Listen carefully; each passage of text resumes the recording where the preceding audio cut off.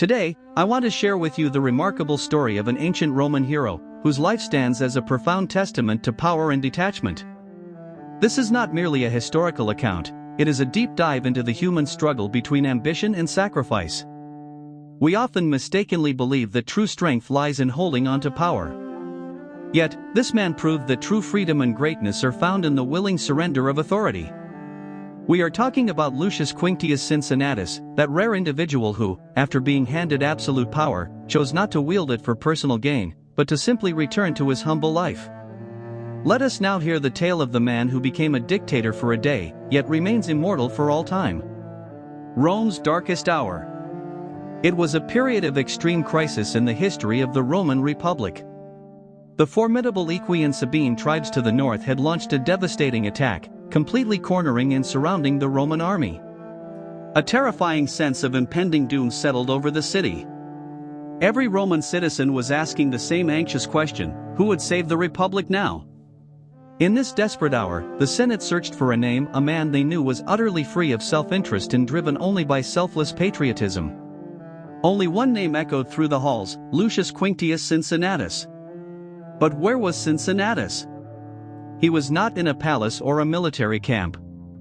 Far from the city's clamor, on a small piece of land near the Tiber River, he was working the soil with his own hands.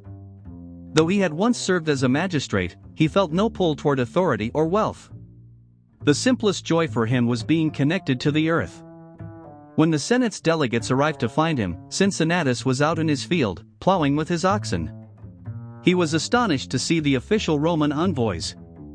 They presented him with the state's urgent decree. "Oh Cincinnatus, Rome is in extreme peril. The Senate begs you to accept the title of dictator.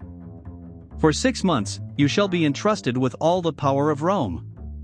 Save our nation." Cincinnatus stood motionless. In his eyes was no spark of lust for power, only the heavy burden of duty.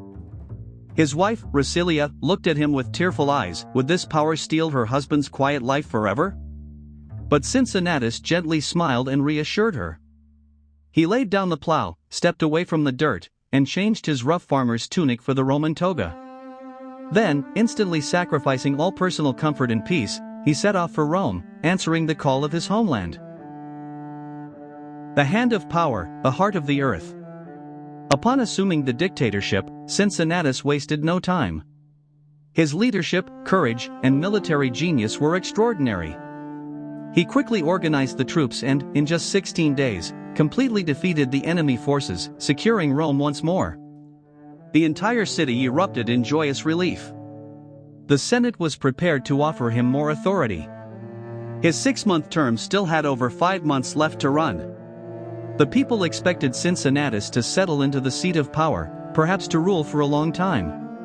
But what Cincinnatus did next remains a rare, golden example of selfless sacrifice in world history. Before a vast assembly of people, he announced in a calm, firm voice, "Rome is safe. My duty is complete." He voluntarily, without the slightest hesitation, resigned his office and all the absolute power that came with it. He handed every ounce of authority back to the Senate. Before the astonished eyes of the public, he changed back into his simple, ordinary clothes. His task was done. Power could not hold him captive. Cincinnatus returned to his small farm. The hands that, just days before, had held the destiny of Rome, now once again grasped the plow. Power had not changed him at all. He proved that true power is not found in the act of retaining authority, but in the strength to surrender it. That is the essence of true detachment and liberty. This story of selfless duty and freedom from the grasp of power continues to live on in the hearts of all who hear it.